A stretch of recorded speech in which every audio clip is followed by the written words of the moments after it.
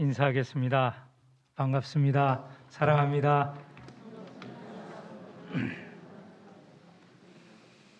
네, 1층에 오신 분도 환영합니다. 네, 영상을 통해서 참여하는 분도 환영합니다.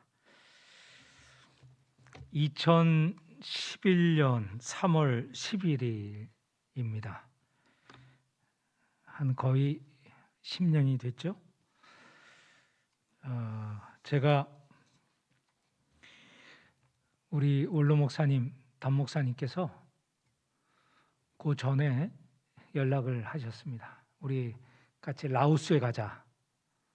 그래서 같이 라오스에 갔습니다. 갔는데 그때 무슨 일이 있었냐면 우리 생사이 센터 건축이 한참 진행 중에 있었습니다.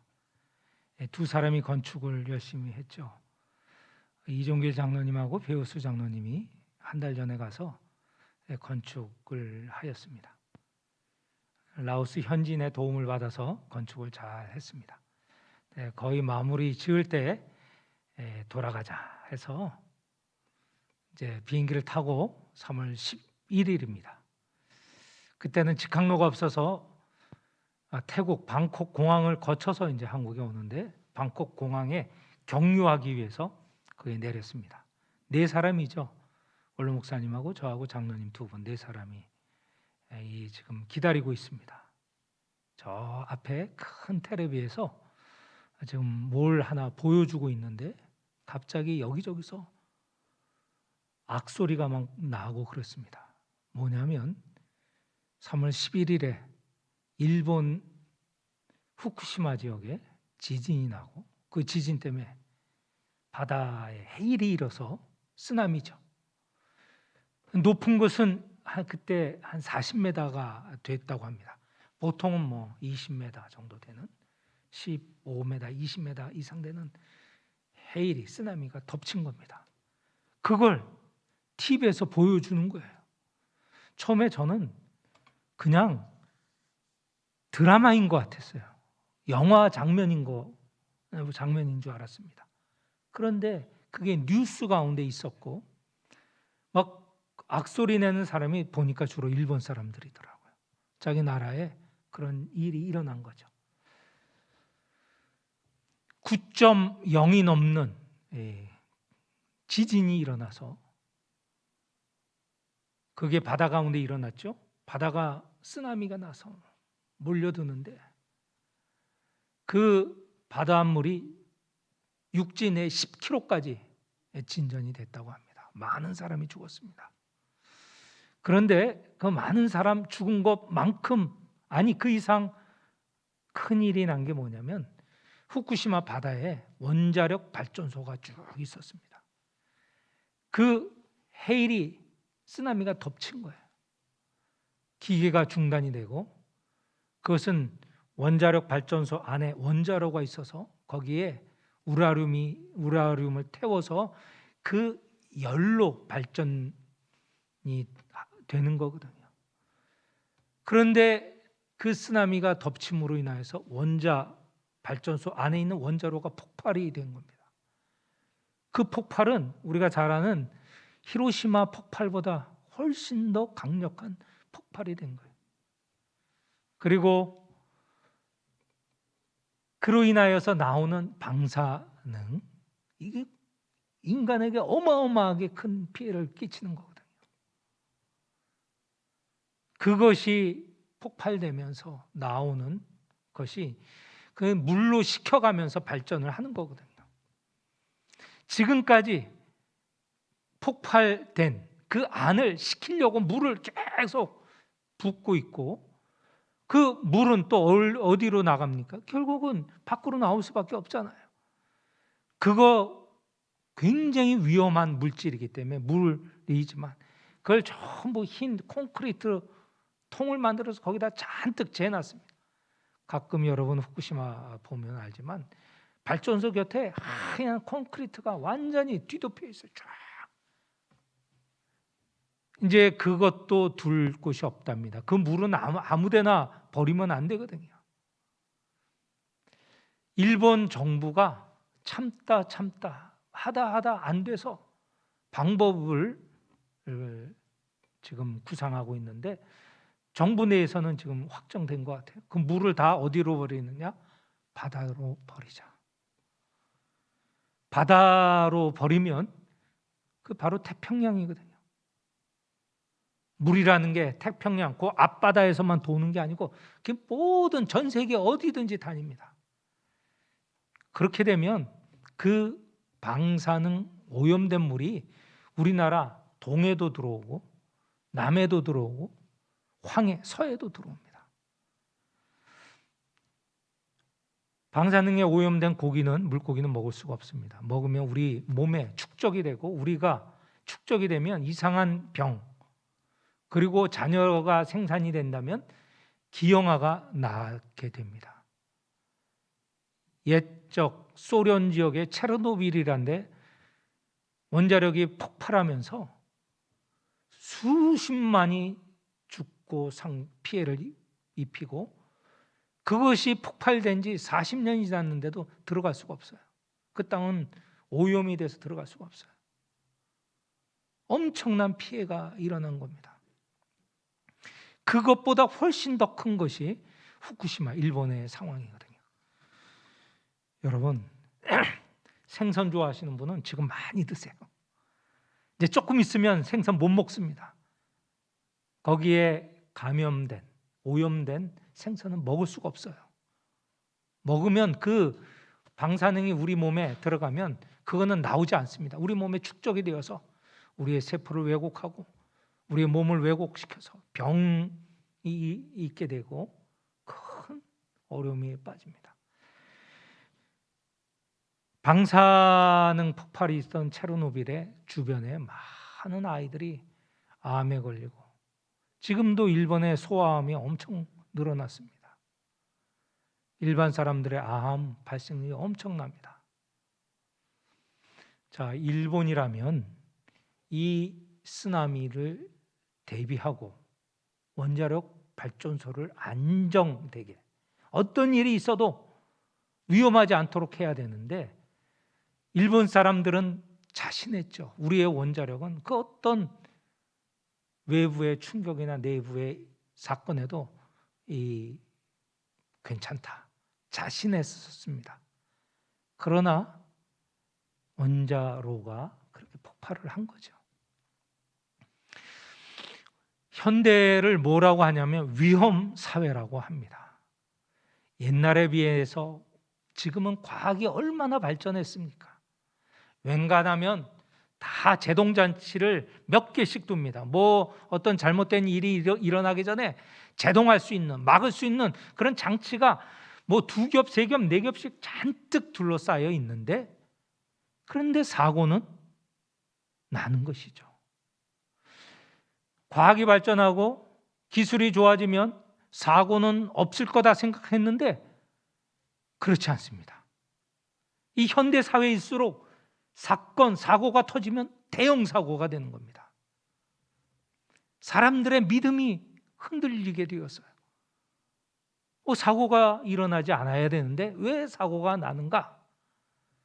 그래서 현대, 지금 우리가 사는 사회를 위험 사회라고 말한 분도 있습니다. 독일의 울리백이라는 분이 그렇게 말씀하셨고 책으로 쓴 것도 있어요. 그런데 어떤 분은 위험 사회 정도가 아니다. 지금은 재난 사회다. 재난이 계속 일어나는 이런 사회다라고 하는 것이죠. 이 재난 앞에서 우리가 어떻게 살아나갈까? 지금 재난을 실감하는 게 우리 모두 온 세상 사람이 다 재난을 실감하죠.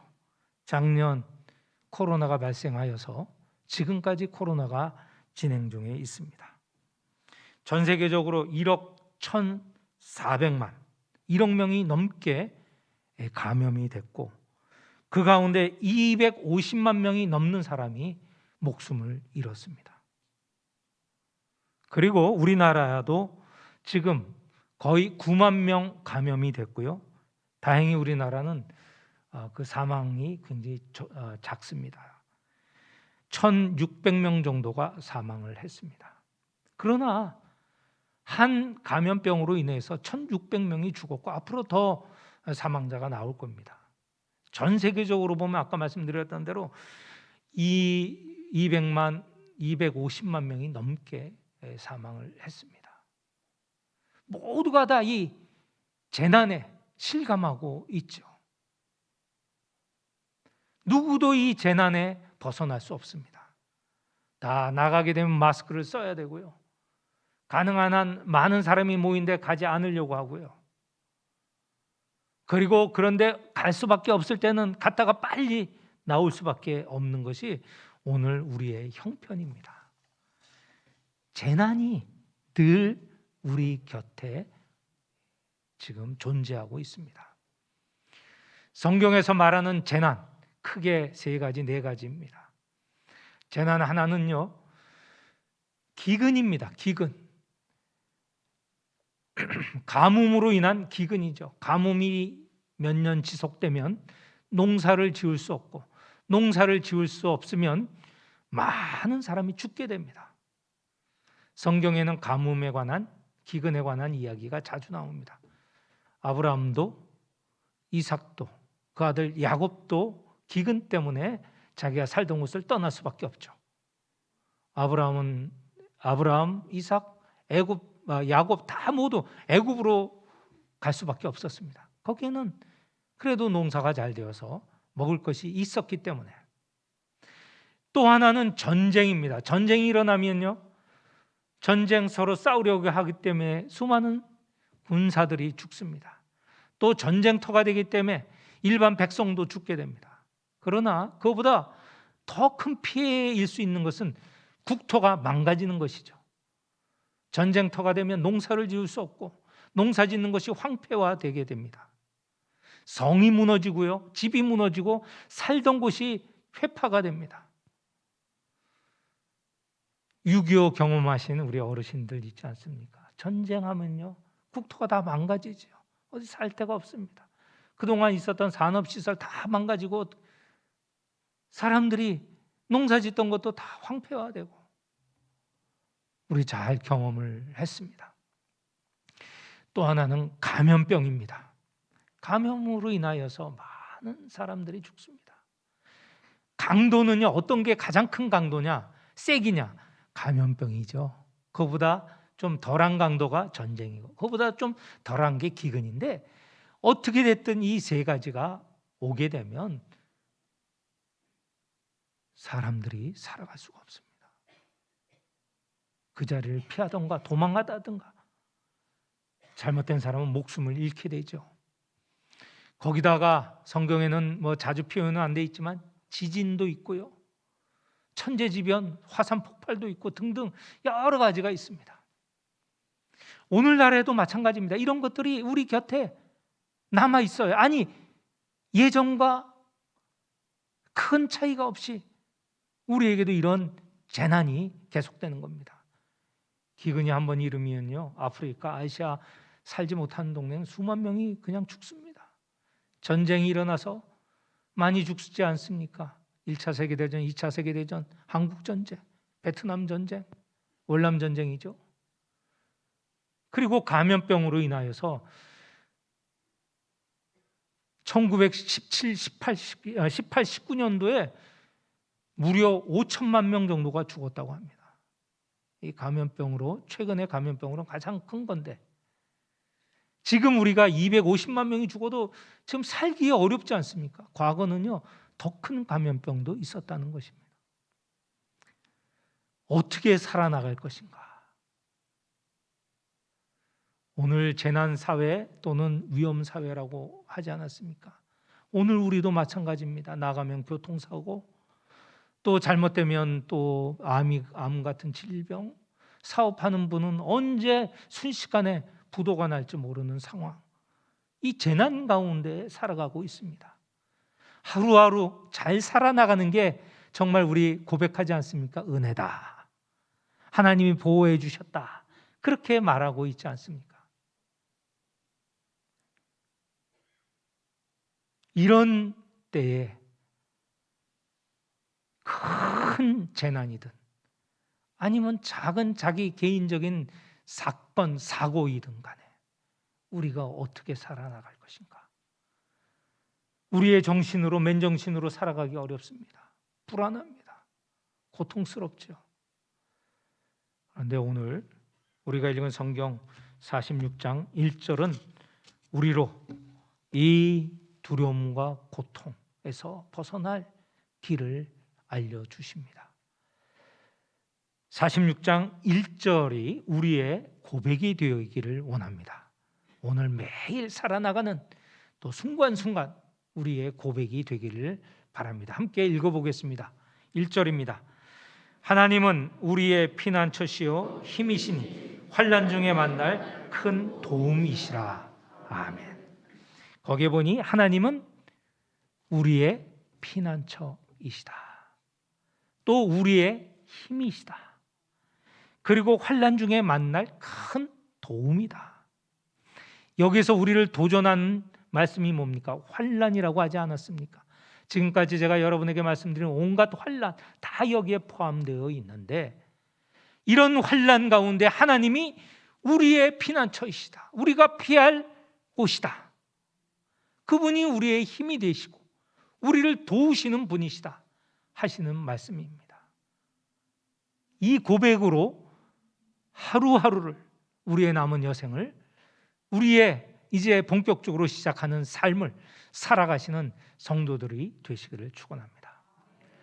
그런데 바로 이런 고백이 있어야 우리가 두려워하지 않을 수 있습니다.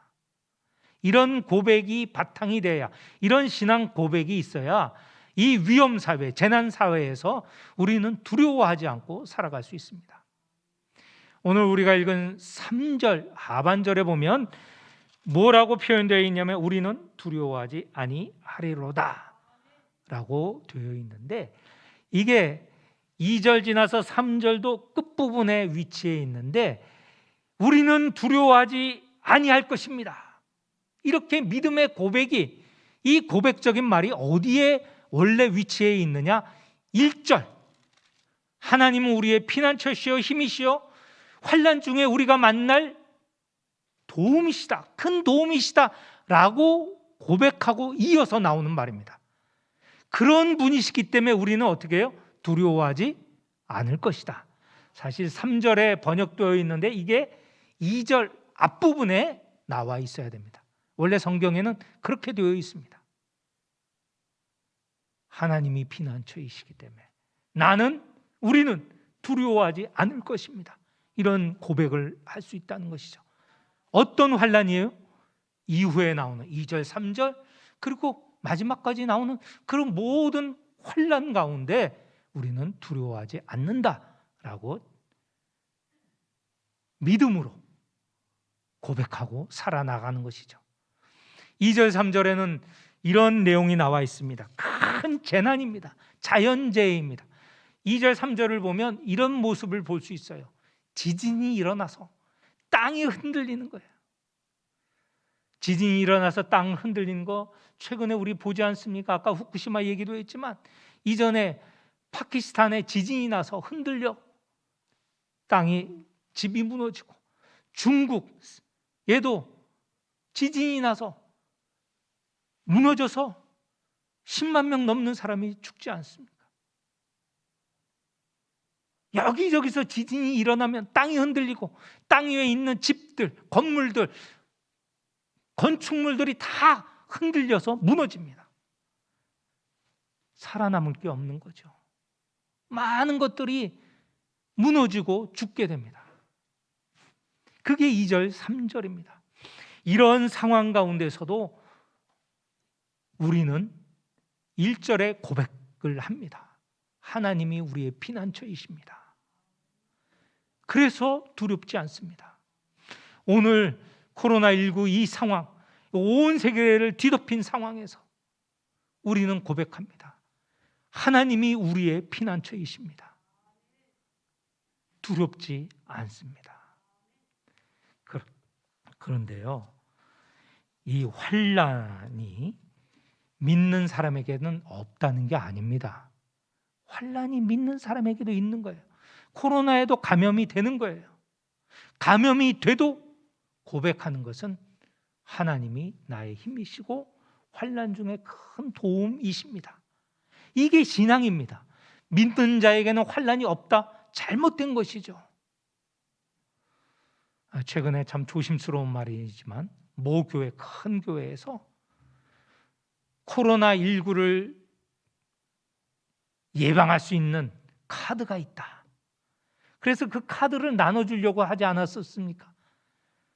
신문에서 여론이 그게 무슨 방어가 되느냐, 코로나를 예방할 수 있느냐, 비난이 있어서 그 나눠주려고 했던 카드, 예방 카드를 포기를 했습니다. 사람 마음에 연약하기 때문에 그 카드가 하나만 있으면 내가 코로나19에 감염되지 않지, 이런 착각을 하게 되는 건데 그런 카드가 있을 수가 없습니다. 우리도 감염될 수 있어요. 그렇지만 우리는 그런 가운데에서 하나님을 의지하는 것이죠. 나의 피난처이시고 힘이시고 도움이시기 때문에.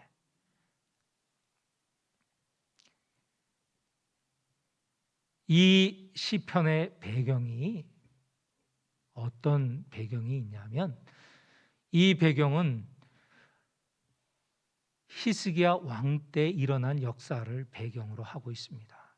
히스기야 왕 때 세계에서 가장 막강한 힘을 가진 아수르군이 지금 예루살렘 성 바깥까지 쳐들어왔습니다. 침공했습니다. 여러 나라들을 다 점령하고 물리치고 그 싸움에서 이기고 지금 예루살렘을 둘러싸 있습니다. 밖에서 아수르군이 성 안에 있는 사람들, 히스기야를 비롯한 사람들에게 항복을 요구하고 있습니다. 그러나 항복하고 있지 않죠. 시간이 흐릅니다. 하루, 이틀, 사흘, 나흘. 점점 예루살렘에 있는 사람들이 어려워졌죠. 밖에서는 이렇게 조롱합니다. 너희들이 지금 애굽, 저 남쪽에 있는 애굽 연합군을 기다리고 있지? 그들 군대 안 보내. 믿지 마. 그보다 더 큰 조롱은 너희들 여호와라고 하는 하나님을 믿고 그 하나님의 도움을 바라고 있지? 그건 믿지 마. 우리가 지금 여기까지 오기까지 여러 나라의 신들을 다 물리치고 지금 이 자리까지 와 있어. 여호와 그 신이 무슨 힘이 있어? 믿지 마. 너희 왕 히스기야가 믿음이 좋다고 하지? 그래서 너희들을 독려하지? 조금만 기다리면 된다고 하지? 믿지 마. 너희들은 망할 거야. 너희들 지금 목마르지? 배고프지? 항복하면 너희들이 무화과 나무 열매와 포도 열매를 먹을 수 있어. 빵을 먹을 수 있어.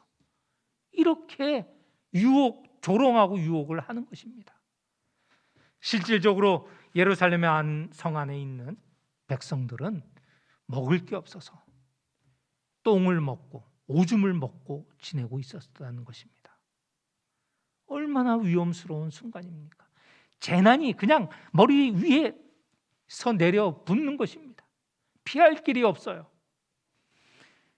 그래서 히스기야 왕이 지도자들을 이사야 선지자에게 보냈습니다. 어떻게 해야 됩니까?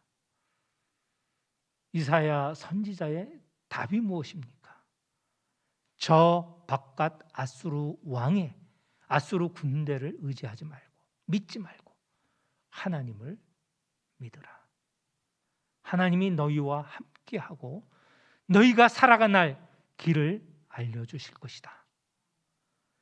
정말 알려주셨어요. 하나님의 한 영을 아수르군에 보내어서 하루아침에 그들이 철수하게 되었습니다. 어떤 일이 있었는지 아십니까? 예루살렘 밖 저쪽에 아수르군이 새로운 전쟁, 큰 전쟁을 일으킬 수밖에 없고 지금 위급한 상황에 있기 때문에 지금 곧 함락 직전에 있는 이 아수르군이 철군을 하게 되었습니다. 물러나게 되었습니다. 하나님이 하신 일이죠.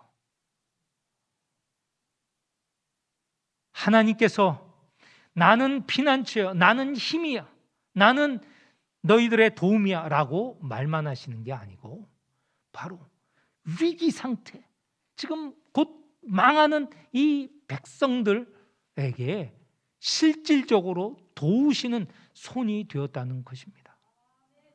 이 하나님께서 오늘 이 시기, 코로나19 시기에 살아나가는 우리에게도 이처럼 인도하실 것입니다. 우리 교회를 인도하시고요, 또 우리 교회 각 사람 성도마다 가진 여러 가지 상황, 재난, 어려움을 인도하실 것입니다. 하나님께 구하십시오. 하나님께서 이후의 말씀에서 이렇게 말씀하십니다. 5절에 보니 하나님이 그 성중에 계심에 성이 흔들리지 아니할 것이라. 새벽에 하나님이 도우시리라. 하나님이 그 성중에 계시리라. 그 성은 피난처 아닙니까? 그 피난처에 계셔서, 다시 말해서 환난만 당한 모든 사람을 다 부르셔서 평안케 하신다는 것입니다. 지진이 일어날지라도, 화산이 폭발할지라도, 적군이 몰려와서 땅이 진동하고 그럴지라도 하나님은 흔들리지 아니하시는 분이시다.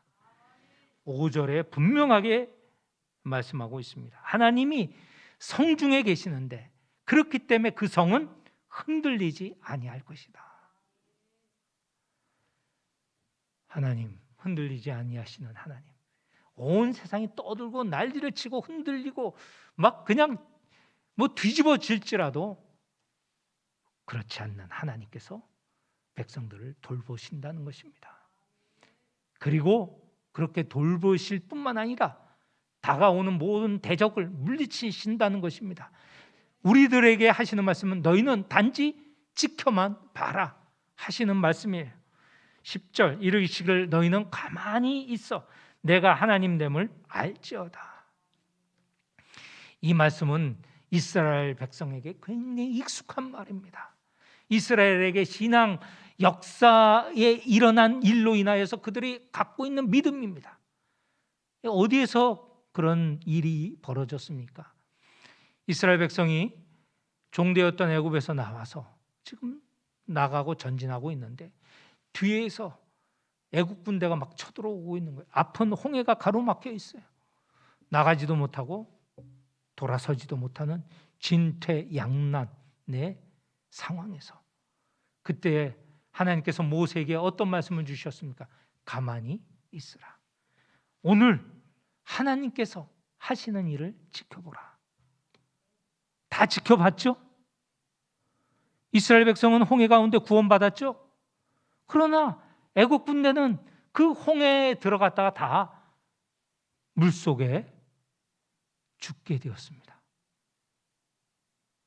하나님께서 말씀만 하시는 게 아니고 단지 받아서 안정하게만 하시는 게 아니고 그렇게 우리를 몰아치는 재난을 물리쳐 주심을 말씀하고 있습니다. 하나님이 하시는 일을 지켜보라. 코로나19가 참 오래 지속됐습니다. 1년이 지나고 2년이 되어 가고 있습니다. 여러분, 스페인 독감, 아까 5천만 명 정도가 죽었다는 독감, 이것도 몇 년 지속했습니다. 그러나 결국은 스페인 독감도 다 물러났습니다. 이 코로나 감염도 올해 지나면 우리가 백신도 개발하지 않았습니까? 잘 안정이 될 것입니다. 하나님께서 우리를 바로 인도하시는데 어디로 인도하시느냐? 평안한 길로, 평안한 곳으로 인도하신 것을 믿으시길 바랍니다. 이 본문에서 4절에 보면 그 성, 하나님 피난처 되시는 하나님의 성이 얼마나 평안하고 온화한가라는 것을 상징적으로 보여주고 있습니다. 한 시내가 있어 나뉘어 흘러 하나님의 성, 곧 지존하신 이의 성소를 기쁘게 하는도다. 그 안에는 시내가 흐릅니다. 바다가 요동치는 게 아니고 잔잔한 시내가 흐르는데 그것은 에스겔서를 지나서 요한계시록에 보면 하나님의 보좌에서 흘러나오는 그런 생명수입니다.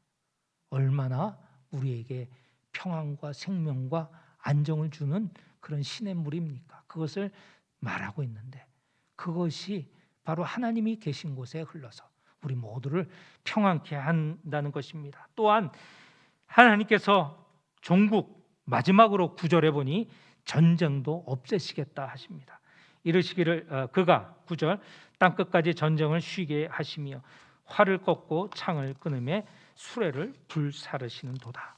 모든 환난 재난을 다 없애시고 우리를 이렇게 평안하고 안정된 곳으로 인도하시는 하나님, 그분을 믿고 의지하는 우리 성도가 다 되시기를 축원합니다.